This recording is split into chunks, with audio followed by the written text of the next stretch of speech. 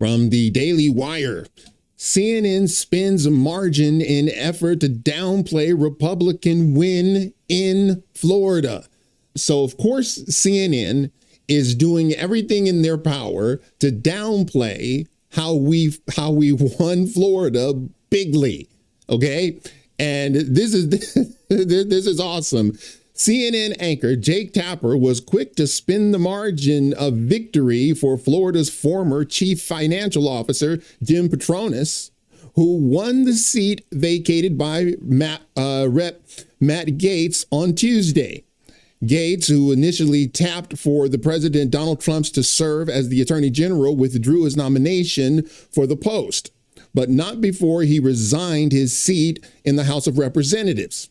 But when Patronis was projected to win the seat on Tuesday, CNN's Tapper was quick to point out that his margin of victory would not come close to Gaetz' 37-point margin in November 2024. Well, of course it won't. It was 2024. This isn't, think about this too. Because and man, Republicans got to get better at this. This is not even a midterm election. Okay, this is a special election. The fact that we won bigly in Florida is a good indicator for us. Sorry, it just is. The loss now in Wisconsin, the judge, I mean, first of all, think about this. How many of you have been transfixed on a presidential election? Most of us. What about a congressional seat? Particularly, New York and stuff like that. And we always have something going on in New York about this seat needs to be contested and this is a margin of error and they're only going to win by X amount of points.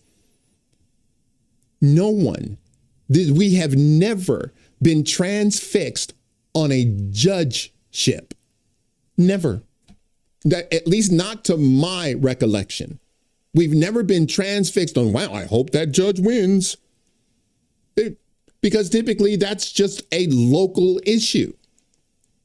But we knew that it had national implications. But just stop and think.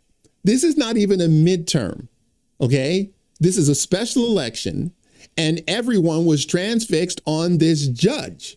And by the way, who trips about a judge being appointed? No one. So of course, it wasn't going to have those, huge margins.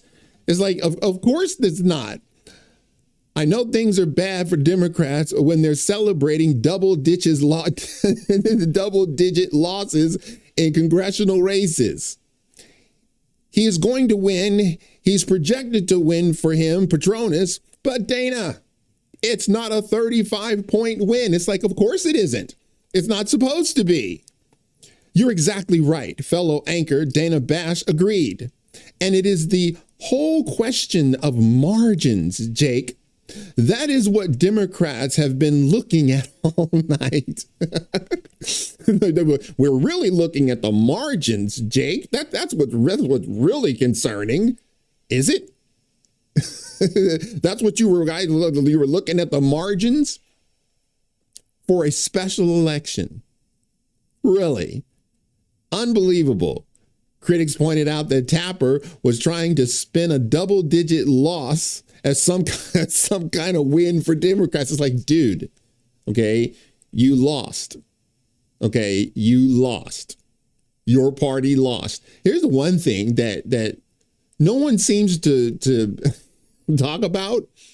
Why in the world are Jake Tapper and Dana Bash rooting for Democrats, which clearly they are?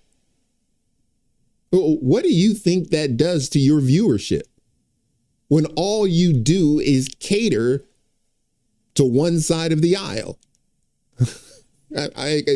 Come on. They don't even try to hide it anymore. It's amazing to me. Others pointed out that Patronis's race and the other Florida race to fill the seats vacated by National Security Advisor Mike Waltz was a special election.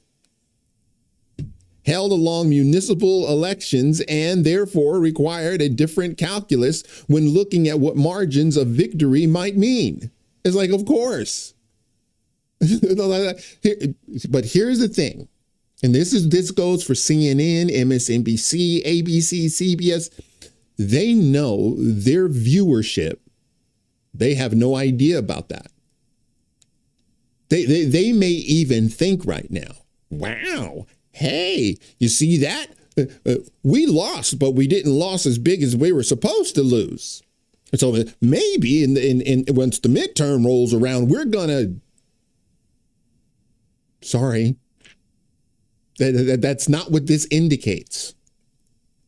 By the way, and I'll tell you, I'm the first to tell you, okay, Republicans, we have to get better at turning out for races like this because they are consequential. If we can't get our butt out of our arses when elections like this come around. I don't know if you guys remember, but when the midterm elections came around in 2017, it didn't bode well for us. Nancy Pelosi gleefully took the gavel. She gleefully presided over the House. We all know what happened after that. If we can't get our crap together, man, it won't end well. In 2017, a very similar scene played out in Kansas after President Donald Trump nominated then Congressman Mike Pompeo to serve as CIA director. Despite Pompeo winning his seat the previous November by a comfortable 31 point, his replacement, Estes, was only able to eke out a 6-point victory. This kind of crap always happens. And it's not Democrats' fault, it's Republicans' fault. In 2020, Estes won the same seat by 27 points. See? He won by 27 points again in 2022 and by 30 in 2024. Look, if Republicans don't come out like they didn't come out in 2017, everybody was just, sitting on our arse, hoping that Trump would save the day. Well, he can't save the day if we don't have the lower and the upper chamber of Congress. Sorry, it's just not how it works. If you only have a one Senate majority, that's not going to get it done.